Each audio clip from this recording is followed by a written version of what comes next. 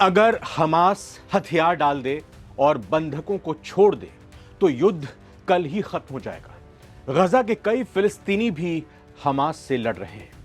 यह बात कही है इजराइल के प्रधानमंत्री बेंजामिन नेतन्याहू ने। नेतन्याहू ने साफ कर दिया है कि उनकी सरकार गजा पट्टी पर कब्जा या विलय नहीं करना चाहती। मतलब इजराइल के अंदर गजा को शामिल नहीं करना चाहती, उसको अपना हिस्सा नहीं बनाना चाहती, बल्कि वहां से हमास को पूरी तरह से खत्म कर अस्थायी प्रशासन को सत्ता सौंपना चाहती है।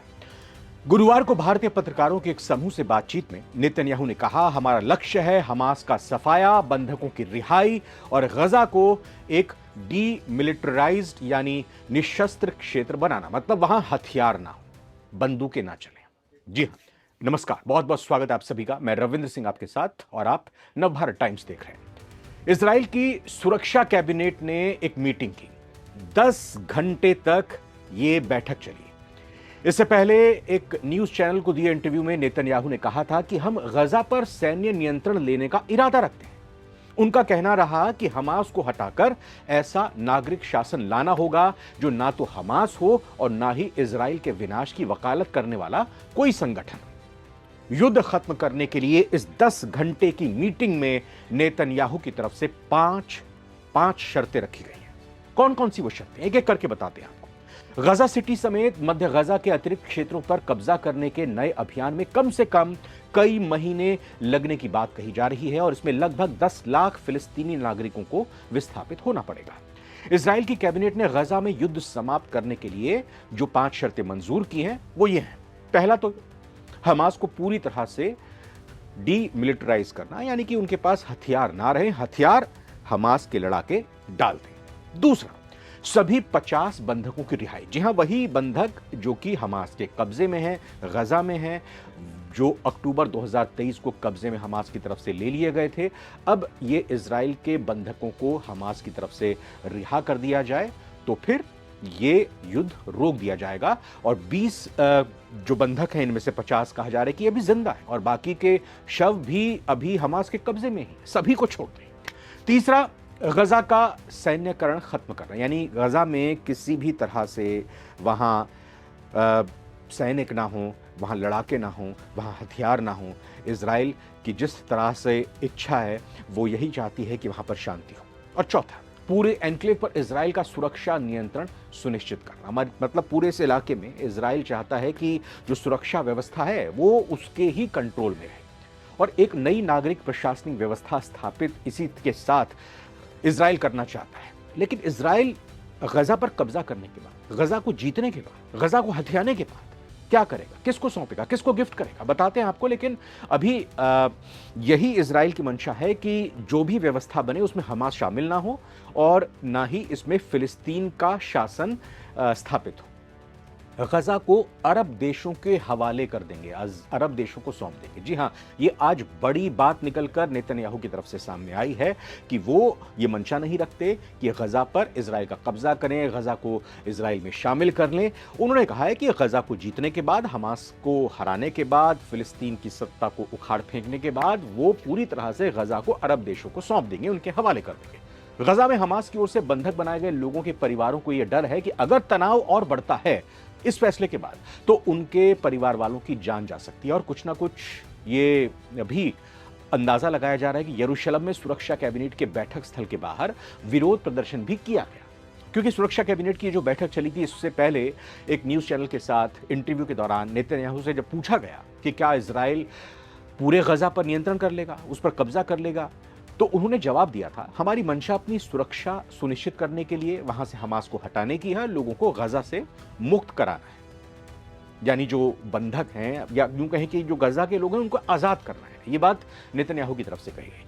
और आगे उन्होंने कहा कि हम इसे अपने पास नहीं रखना चाहते हैं, हम एक सुरक्षा घेरा चाहते हैं, हम इसे अरब बलों को सौंपना चाहते हैं जो हमें बिना किसी खतरे के इसका उचित तरीके के संचालन करें और गजा वासियों को एक अच्छी जिंदगी दें। यानी ये मंशा जाहिर कर दी गई है कि भाई अरब की जो फोर्सेस हैं वो वहां पर रहें ताकि ना तो इजराइल को खतरा हो और ना ही गजा के लोगों की जिंदगी पर जो अशांति लगातार पिछले कई दशकों से फैल रही है वो भी खत्म हो जाए।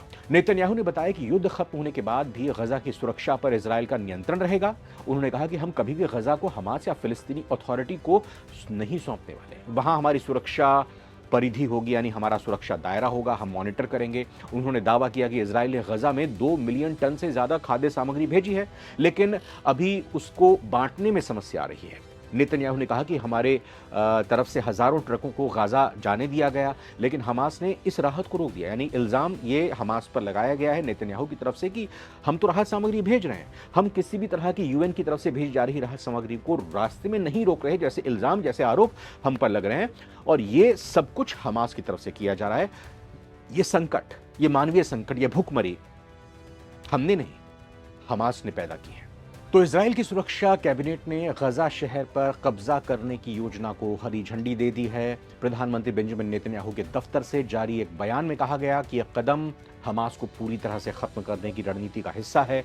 आपको बता दें कि 7 अक्टूबर साल 2023 को हमास ने इजराइल पर हमला किया था, जिसमें करीब 1200 लोग मारे गए और कई लोगों को बंधक बना लिया गया था।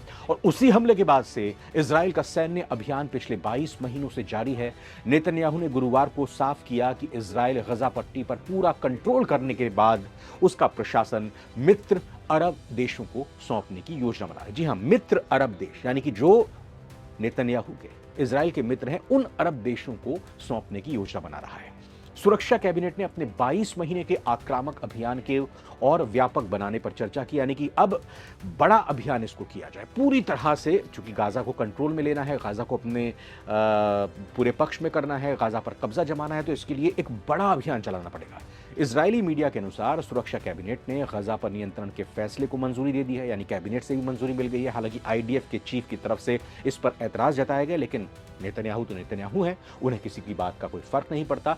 लेकिन जो मीटिंग हुई है, इस मीटिंग की जब शुरुआत हुई तो कहा जा रहा था कि इसमें से क्या नतीजा निकलेगा। 10 घंटे से भी ज्यादा वक्त तक ये मीटिंग चली, यानी बड़ी चर्चा हुई, बड़ा मंथन हुआ इस मीटिंग में। और गजा में सैन्य अभियानों को कैसे विस्तार दिया जाए, इस तरह से जो फिलिस्तीनी हैं और लगभग 20 इजरायली बंधक हैं, उनकी जान जोखिम में भी पड़ सकती है, सवाल ये भी उठा। साथ ही इजराइल अंतर्राष्ट्रीय स्तर पर और भी अलग थलग पड़ सकता है, सवाल ये भी उठा। गजा के लगभग 3/4 हिस्से पर इजराइल का पहले से नियंत्रण है।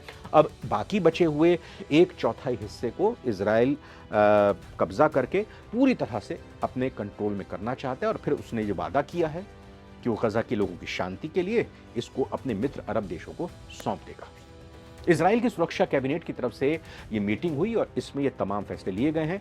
आपके लिए एक सवाल छोड़ दें, क्या वाकई में नेतन्याहू जो कह रहे हैं उस पर वो अमल करेंगे? मतलब ये कि वो इजराइल पर अपना कब्जा करने के बाद अरब देशों को गजा सौंप देंगे?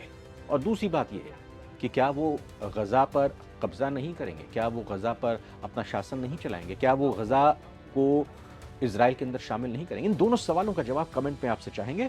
फिलहाल इस वीडियो में बहुत बहुत धन्यवाद। इतना ही, नमस्कार।